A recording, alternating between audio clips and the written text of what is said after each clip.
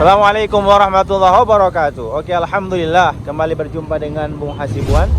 Semua saudara kami dimanapun berada kami sapa dengan cinta dan kami doakan semoga semua sehat dalam lindungan Allah Subhanahu wa taala. Amin ya rabbal alamin. Nah, sekarang ini kita berada di pinggir jalanan Kota Makkah Al-Mukarramah dan kita akan minum teh dulu di sini. Kopi santai ya sambil menikmati suasana Kota Makkah Al-Mukarramah. Dan nanti kita akan ngobrolin tentang pelaksanaan ibadah umroh insyaallah. Dan di sini sudah ada. Assalamualaikum warahmatullahi wabarakatuh. Alhamdulillah kita malam hari ini masih berada di kawasan Kota Makkah. Ya. Melaksanakan? Ya, kita mau jajan dulu nih, Bu. Mau jajan dulu? Ya, minum-minum santai. Oke, dan juga ada di sini Kang Bahrawi sudah pesan. Ya. Sudah kita pesan معلش ها؟ ها؟ ما في مشكلة أنا أسوي فيديو بس؟ أوكي سوري عشان أنا أبغى نعرف كيف يعني قهوة هنا شاهي. Nah, kita pesannya ini ada apa tadi yang kita pesan? Kita ada bisa pesan kodret di sini ataupun kopi-kopi yang lain. Banyak yang jenis kopi di sini. Kita beli ini apa itu? Jadi ini cake. Oke. Bikinan rumah katanya nih. Kayak bikinan rumah berarti produk rumahan yang biasanya lebih enak dibanding produk-produk lain. Karena mereka masaknya itu menjiwai. Nah, ini Dia nanti ini akan rasanya rasa tut. Ini rasanya mangga. Faroula itu apa? Strawberry. Jadi ini perlu kosakata bahasa Arab ini tambahan. Kalau tut apa? Tut, Kalau di Indonesia blueberry itu. Blueberry. Kemudian kalau ini Strawberry. faroula. Hah? Strawberry itu faroula. Iya, faroula. Bahasa Arabnya kalau ini Mango. manggo. Mango sar Arabia. Oke. Dan di sini kelihatan orang-orang gadis Arab sudah mulai bekerja, ya nggak? Berbisnis sendiri, bukan Berbisnis bekerja. sendiri. Punya dia sendiri nih. Ya. Iya. Dahsyat berarti ini. Iya, Masya Allah. Jadi kita sudah bertiga di sini, tidak dahsyat ada Bung Hasibuan, ada Kang Irlan Bahrawi Channel. Sambil kita menikmati suasana malam di Kota Makkah, minum teh santai di sini, kita mau ngobrolin tentang pelaksanaan umroh. Karena beberapa hari sudah kita lihat viralnya berita umroh, resminya katanya ada nota kesepakatan akan dibuka. Akan kita bahas nanti sambil duduk santai di sini saya kira menikmati suasana Kota Makkah di malam hari ini insyaallah. Gimana? Setuju? Oke, kita dulu Bang. Karena ini menjadi perbincangan yang hot sekarang. Yang lagi hangat, yang berita-berita Indonesia. Oke. Dan memang sekarang setiap berita, setiap media membahas perkembangan umroh yang akan datang. Karena menurut kita pemerintah Indonesia sudah mengumumkan bahwa umroh akan segera dibuka dan insya Allah dari Indonesia akan segera datang. Dan kita tim Trio Dahsyat siap untuk melayani tamu-tamu Allah. Iya. Oke. Itu yang paling Insya Allah ini menjadi angin segar bagi kita semuanya untuk umat Islam dari seluruh penjuru dunia, Tentu terutama jamaah dari Indonesia. Masya Allah. Dan Mari. Singapura, Brunei, Malaysia akan dibuka awal November ini. Awal November. Iya. Masya Allah. Sudah banyak yang Kalau bisa mudah-mudahan akhir Oktober sudah, ya nggak? Karena sekarang sudah mendekati pertengahan Oktober, kita harapkan di akhir Oktober, November nanti seterusnya sudah bisa melaksanakan umroh dari berbagai negara. Ya, jadi Malaysia, Insya Allah. dan Brunei sudah ada yang booking paket Taif. Sudah ada. Iya, di 4 malam di Madinah, 5 malam di Mekah dan 1 malam di Taif. Dahsyat ini. Sudah ada dan apa namanya? Intinya kita kurangi dengan paket yang ada dan insya Allah nanti calon jamaah kita bukan dengan visa umroh tetapi dengan visa kunjungan, visa pelancong bahasa Malaysianya, Melayunya. Dan itu alhamdulillah tidak ada ikatan bagi siapapun karena ini visa bisnis. Visa bisnis itu bisa datang kapan saja dan bisa pulang kapan saja. Bisa stay di Arab Saudi selama 3 bulan dan berlaku selama 1 tahun. Karena bebas ya kalau bisa pelancong, bisa bisnis ini. Tidak terikat dengan perusahaan atau sponsor. Jadi di situ ada tulisannya multiple. Jadi adat safarayat. Ya. Nah, berulang-ulang kali. Keluar masuk ya. bisa ya. bisa ke Dubai, bisa ke Yordan, bisa ke Turki, Iya. dan bisa ke tempat-tempat lain. Masya Allah. Iya. Mungkin Dahsyat. kita duduk ya.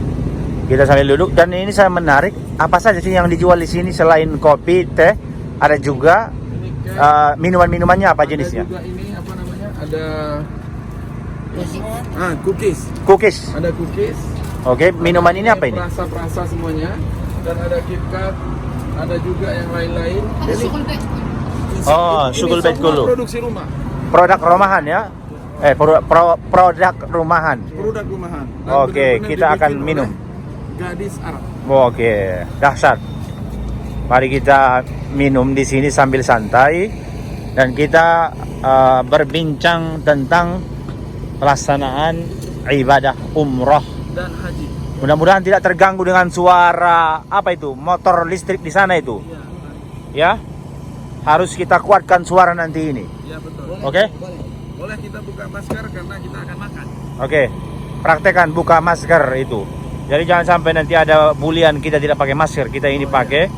Tapi kita tentunya kalau mau minum.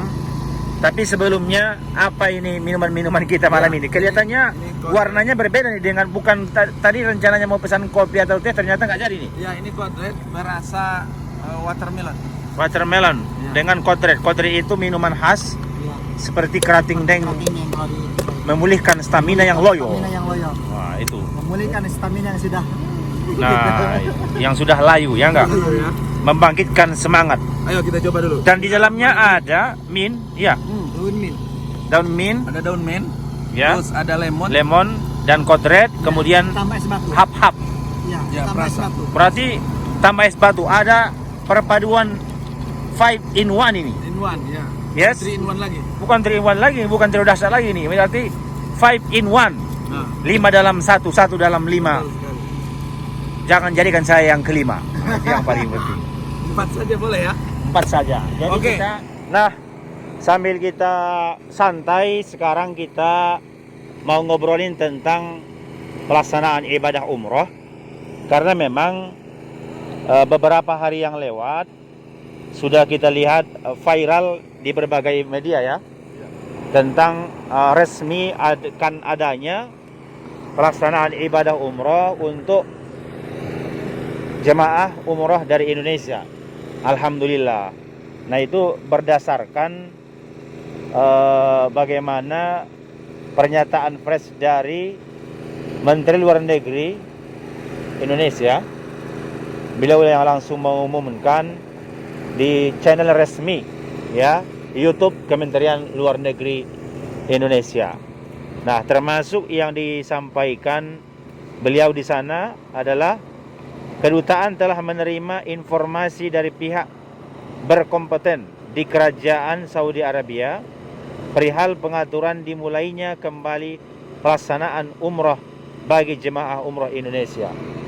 Nah, ini kan kalau kita lihat dari pernyataan ini, kedutaan Indonesia itu tentunya mereka menerima informasi ini, kedutaan Saudi Arabia ini tentunya mereka menerima informasi daripada Kerajaan Saudi Arabia yang itu yang disampaikan kepada pemerintah Indonesia dengan dari pihak yang berkompeten. Artinya bukan berarti ini berita-berita yang hanya angin lalu, ya enggak? Ya. Tapi ini benar-benar berita, informasi, ya, angin segar yang bisa dipertanggungjawabkan.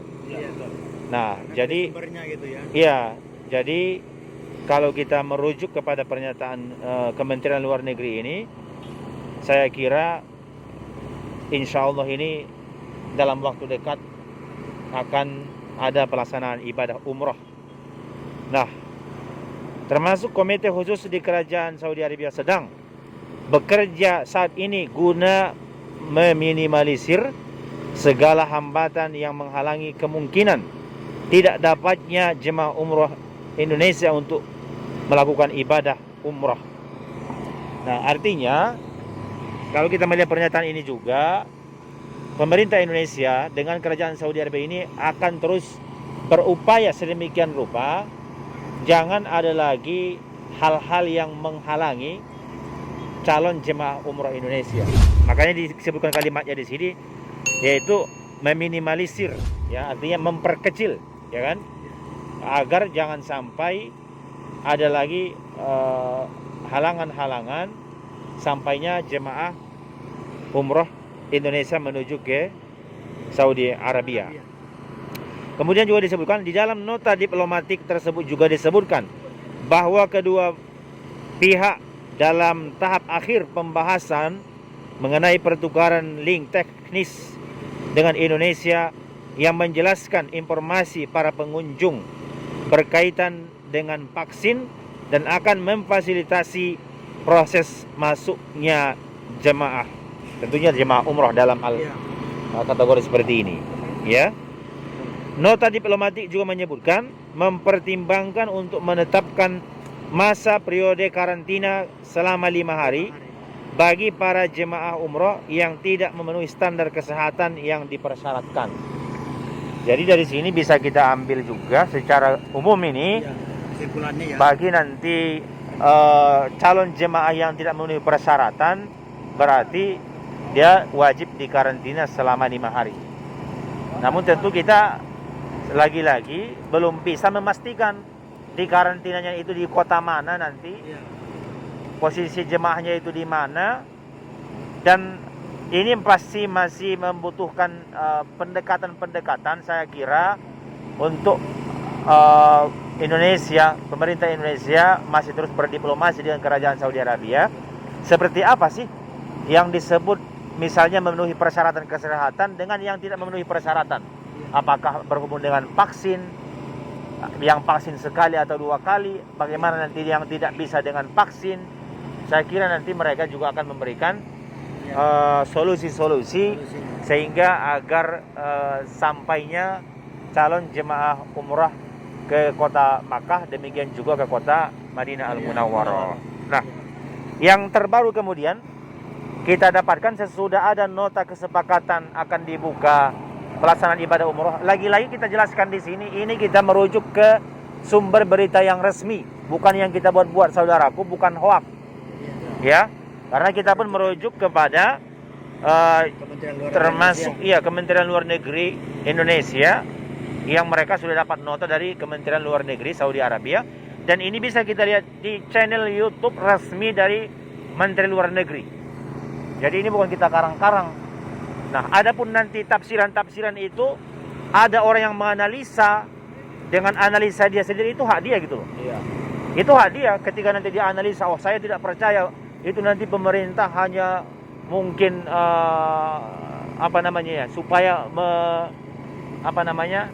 supaya benar-benar orang-orang Indonesia ini jangan terlalu bimbang, ya. Nah, jadi saya kira hal seperti ini, kalau ada diplomasi dari Indonesia ini ke kerajaan Saudi Arabia, kita harus dukung pemerintah. Karena langkah-langkah kebaikan dilakukan oleh pemerintah itu harus kita dukung gitu loh. Betul. Jangan sampai nanti ketika sudah ada langkah-langkah kebaikan, kita malah tidak memberikan support gitu loh. Akhirnya apa yang terjadi? Maka nanti akan polemik nih di antara masyarakat Indonesia. Ini mana yang benar sih jadinya gitu loh. Dan ini sudah diberitakan di media-media Indonesia juga, di berbagai media Indonesia kita perhatikan. Dan saya secara pribadi juga berharap ini benar-benar terjadi, insya Allah terwujud. Amin. Adapun memang tanggalnya kita belum tahu kapan ini persisnya, hari apa, tanggal berapa. Tapi yang kita harapkan sesudah tanggal 8 Oktober yang lewat, mudah-mudahan nanti akhir Oktober ini sudah terrealisasi gitu loh. Ya. Atau nanti misalnya ketika nanti di bulan November misalnya, ya, sehingga nanti saudara kita semua insya Allah bisa umroh. Maka di sini kami himbau untuk saudara kami semua, silakan sedini mungkin persiapkanlah persyaratan-persyaratan tentunya nanti yang akan diminta untuk persyaratan perlengkapan dalam pelaksanaan ibadah umroh ini. Nah, ini yang terbaru kemudian sesudah ada nota kesepakatan itu, langsung dari Kementerian Agama Republik Indonesia, Kang, ya. Ya, sudah memberikan ini juga satu arahan tentunya juga ya. untuk ya para agen-agen travel ini, para penyelenggara perjalanan umroh ini, ya, para penyelenggara perjalanan ibadah umroh ini, mereka berikan himbauan-himbauan. Termasuk ada himbauannya di sini yang pertama, yaitu kita bacakan dulu ini persiapan penyelenggaraan ibadah umrah 1443 Hijriah. Ini dari Kementerian Agama Republik Indonesia 11 Oktober. Berarti hari ini ya. Iya. Dijelaskan di sini, dengan hormat kami sampaikan bahwa Menteri Luar Negeri Republik Indonesia telah menerima informasi berupa nota diplomatik dari otoritas pemerintah Kerajaan Arab Saudi bahwa dalam waktu dekat ini Iya. jemaah dari Indonesia akan diberikan izin untuk berangkat menunaikan ibadah umroh di Arab Saudi. Sehubungan dengan hal tersebut, diharapkan kepada saudara untuk, sesudah ada diplomasi Kementerian Luar Negeri Indonesia dengan Menteri Luar Negeri Arab Saudi, maka ya secara gerak cepat ini kita perhatikan, Kementerian Agama merespon juga, dan mereka langsung membuat pernyataan ini yang ditujukan kepada semua pihak penyelenggara perjalanan ibadah umroh. Maksudnya ini kayak travel lain. Pihak travel berarti ya. Ya.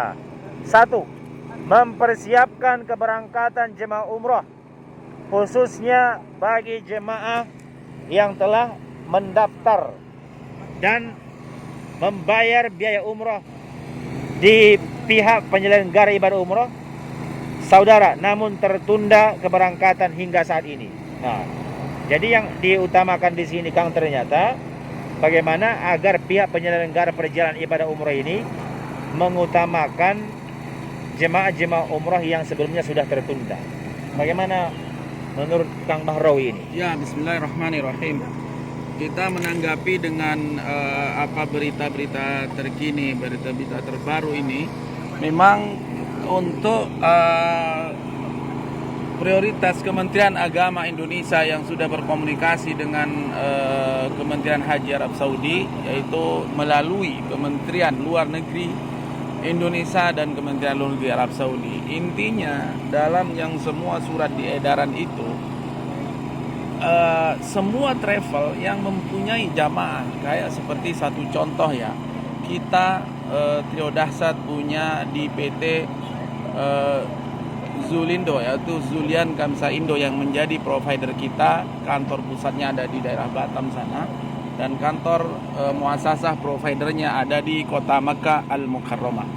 Jadi intinya kita lebih dari mungkin sekitar 400 sampai bisa 800 orang tuh Mas, yang sudah mengeluarkan visa di masa pandemi di akhir 2019 awal 2020. Itu visa kita sudah keluar, jadi tinggal berangkat sebenarnya. Dan itu yang dibahas saat ini, itu yang akan diprioritaskan. Apakah visanya harus di-apply ulang, atau mungkin ada kebijakan nanti dari Kementerian Arab Saudi, Kementerian Haji, diberikan secara gratis. Karena visa itu, Masya Allah, tabarakallah, visa saat ini untuk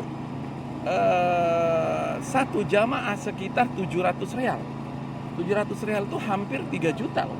Ya. Visanya saja ya. Visanya saja. Itu di situ ada yang namanya ground handling untuk provider, ada juga nanti untuk 300 rial masuk ke dalam negara Arab Saudi, dan ada juga nanti di sana seperti asuransi perjalanan dan lain-lain masuk di dalam sistem visa itu tadi. Ya. Karena memang tanpa itu kita tidak akan bisa berangkatkan jamaah kalau belum mempunyai syarat visa yang tadi, yang disebut tadi. Nah, intinya di situ, kenapa Kementerian Agama itu memprioritaskan jamaah-jamaah yang gagal berangkat, supaya nanti ini akan menjadi prioritas. Apakah itu menjadi pertanyaan sampai hari ini, Bung?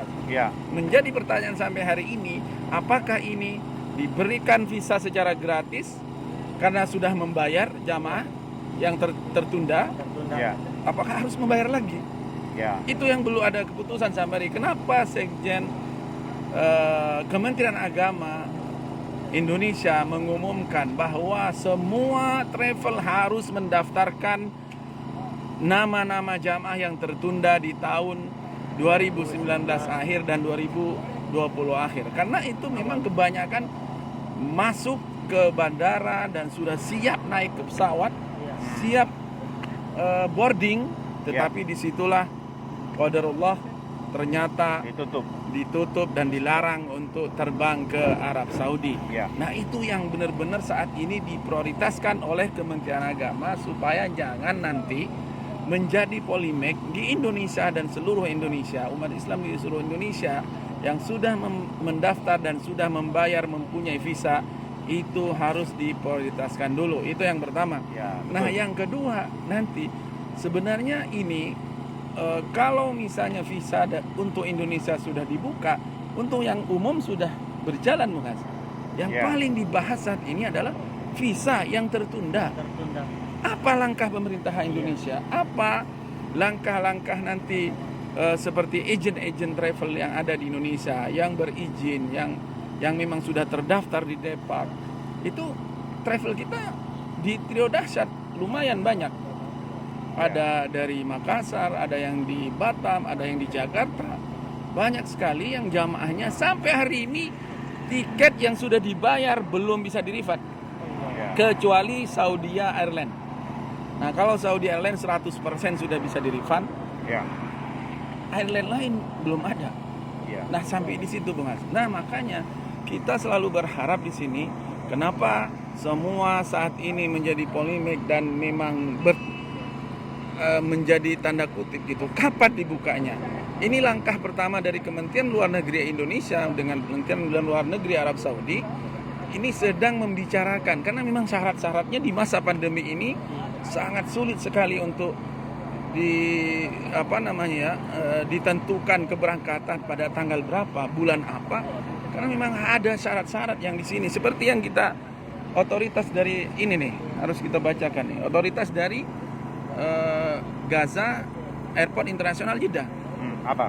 Nah, di sini bahwa setiap airline yang membawa jamaah ataupun tempat orang yang sudah punya izin tinggal di Arab Saudi atau mungkin visa kunjungan atau visa pelancong, itu harus memenuhi syarat, yaitu vaksinnya yang diakui oleh Arab Saudi, dan sebelum 48 jam harus mendaftarkan data-datanya ke aplikasi arrival, aplikasi kedatangan. Jadi ada di situ aplikasi kedatangan, kita harus isi itu dan harus ada karantina 5 hari. Sampai hari ini syaratnya itu seperti itu. Nah, apakah jamaah juga nanti akan dikarantina selama 5 hari? Nah, kita tunggu. Setelah visa keluar, karena kita tidak bisa membahas sesuatu kalau belum ada buktinya. Buktinya apa? Buktinya kita nanti di provider kita itu sudah ditentukan semuanya. Ada yang namanya step by step untuk menuju ke visa print out. Nanti sebelum itu harus kita membayar hotel Madinah misalnya 5 hari, hotel Mekah 5 malam. Nanti mungkin ada transportasi, ada juga catering di situ, ada juga nanti ground handling. Nanti semua dibereskan di situ, baru ketentuan itu akan ada. Apakah ada karantina? Akan masuk ke situ, terkoneksi juga ke aplikasi yang memang sudah ditentukan oleh Kementerian Haji Arab Saudi. Begitu, Mas. Jadi intinya, kalau kita membicarakan masalah umroh hari ini, memang kita harus menunggu kapan visa umroh itu bisa diterbitkan untuk jamaah Indonesia. Beda dengan Malaysia, Singapura, dan Brunei. Kalau Singapura, Brunei, Malaysia itu bukan pemerintah Arab Saudi yang melarang, tapi pemerintahnya sendiri yang melarang keluar warganya. Bordernya tidak dibuka. Nah, intinya seperti itu. Nah, untuk Indonesia, kenapa selalu menjadi perhatian dunia? Karena Muslim terbesar di seluruh dunia, Bung Mas. Muslim terbesar di seluruh dunia adalah Indonesia. Maka dari itu selalu menjadi perhatian. Nah, sekarang yang paling utama diperhatikan oleh Depak atau Kementerian Agama Indonesia, jamaah yang gagal berangkat itu akan didata satu persatu. Dan juga dikasih waktu itu sampai beberapa hari atau minggu ke depan sudah harus masuk semua datanya. Baru nanti akan dipertimbangkan dan akan dilaporkan ke Arab Saudi oleh perwakilan atau konjen KJRI Kabin Haji yang ada di Jeddah ini, Mas. Ya. Oke, yang mungkin tadi dari Kementerian Agama kita bacakan lagi yang kedua tadi, itu baru satu yang kita bahas, di mana himbauan untuk para pihak penyelenggara perjalanan ibadah umrah itu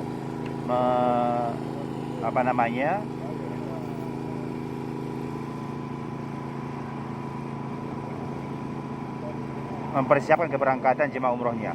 Kemudian yang kedua juga dari Kementerian Agama Republik Indonesia ini melakukan pendataan terhadap jumlah jemaah tertunda sebagaimana pada poin 1 yang di atas tadi tentunya terkait dengan pelaksanaan vaksinasi. Nah, ini dia. Dosis lengkap sebagai persyaratan untuk melaksanakan ibadah umroh. Ini yang kedua ya. Yang ketiga, melaporkan data jemaah yang telah divaksinasi, dosis lengkap dan siap untuk diberangkatkan pada kesempatan pertama kepada Direktur Jenderal Penyelenggara Haji dan Umroh. Keempat, melaporkan data jemaah yang tertunda sebagaimana pada poin 1 yang melakukan pembatalan ataupun penarikan biaya perjalanan ibadah umroh kepada Direktur Jenderal Batuk ini. Harus minum dulu ini ya.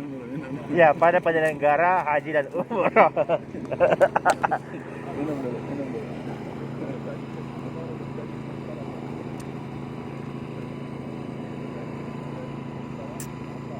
Masya Allah, good, segar. Nah, jadi termasuk tadi Kang, poin yang kedua, yaitu ini juga persiapan penyelenggaraan ibadah umrah ini, himbauan dari Kementerian Agama bagaimana agar para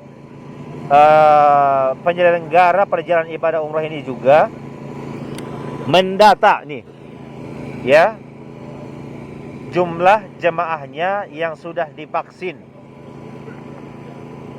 ya, yang atau yang belum divaksin pastinya. Dan ini memang bisa kita pahami sebab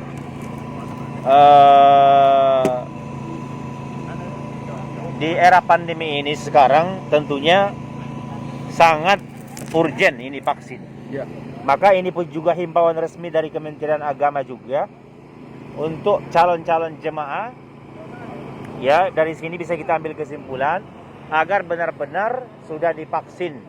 Nah, karena himbauan ini poinnya di sini mendata jemaah-jemaah yang sudah divaksin ataupun yang belum divaksin. Artinya nanti kalau sudah divaksin, saya kira ketika dia sudah daftar yang di tahun-tahun sebelumnya ini sudah tertunda, kalau nanti dia sudah daftar pun kalau dia belum divaksin tentu tidak akan bisa berangkat gitu loh. Maka dipastikan dia pun sudah divaksin. Nah, itulah langkah dari Kementerian Agama. Kenapa harus didata satu persatu? Karena memang mau memastikan bahwa calon jamaah yang sudah didaftarkan atau yang gagal berangkat itu sudah divaksin 2 kali. Kalau tidak vaksin 2 kali, apa syaratnya? Apa solusinya? Nah, itu akan menjadi pertanyaan bagi semua negara. Ya, kita pun akan tunggu nanti informasi ini. Bagaimana yang vaksin Sinovac 1 kali, yang satu dengan vaksin AstraZeneca misalnya, ya nggak?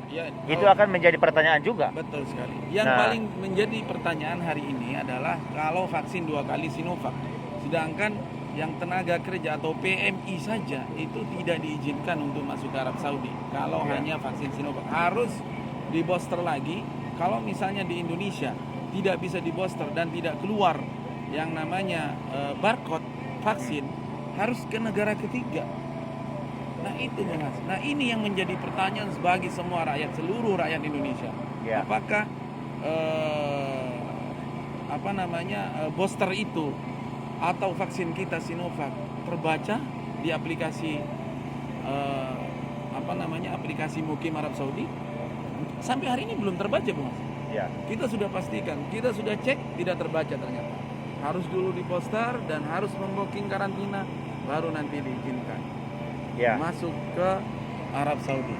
Ya, mudah-mudahan nanti tentu dengan adanya nota kesepakatan ini juga akan semakin terlihat nih langkah-langkah bagaimana pendekatan dan diplomasi pemerintahan kita agar setiap kesulitan-kesulitan yang selama ini menghalangi jemaah kita ini untuk umroh semoga bisa dihilangkan itu. Amin. Kesulitan itu. Kita Ya. berharap sih selalu begitu ya. Ya. Tapi intinya kenyataannya sampai hari ini memang kita belum berbicara masalah umroh ini. PMI yang sudah punya izin tinggal di Arab Saudi itu pun masih sulit sampai hari ini. Masih sulit ya. Nah itulah kenyataan kita hari ini gitu. Nah makanya kita selalu mendoakan dari Mekah ini, dari Mekah Al-Mukarramah dan Madinatul Munawwarah, khususnya Arab Saudi lah intinya ya. Semoga benar-benar semua persyaratan yang memang mempersulitkan calon-calon jamaah itu ke depan akan segera dimudahkan, dan insya Allah semua persyaratan-persyaratan itu akan segera dicabut dan pandemi ini musnah dari muka bumi ini, insya Ya. Allah. Insyaallah. Intinya seperti itu harapan kita ya. Jadi Iya. kejadiannya ataupun nanti keputusan-keputusan dari antar diplomasi antar negara yaitu Arab Saudi, Kemenlu Indonesia dan Kemenlu Arab Saudi memang sudah ada kesepakatan antar negara.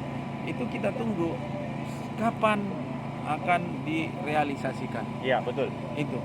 Ya, mudah-mudahan terwujud nanti insyaallah. Intinya yang perlu kita sampaikan di sini untuk semua saudara adalah bagaimana secara resminya perjalanan umroh untuk Indonesia itu sesudah ada nota kesepakatan sudah semakin terbuka, dan kemudian karena itulah ini juga Kementerian Agama merespon langsung memberikan himbauan-himbauan kepada semua pihak penyelenggara perjalanan ibadah umroh tentunya yang sudah mendapat izin semuanya, termasuk dari himbauan mendata para jemaahnya, siapa yang tertunda dahulu, kemudian juga vaksinnya juga dipastikan, dan kemudian nanti juga di sini juga dijelaskan agar pihak penyelenggara perjalanan ibadah umroh juga mendata itu jemaah siapa yang sempat membatalkan nih perjalanan ibadah umrohnya mungkin di tahun-tahun sebelumnya, ya, Iya, yang sempat mungkin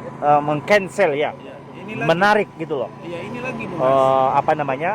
dana perjalanan ibadah umrohnya. Iya, dan Iya. lagi ini yang paling penting lagi, kenapa selalu dibahas antar negara, masalah biaya juga, Bung Mas. Jadi Ya.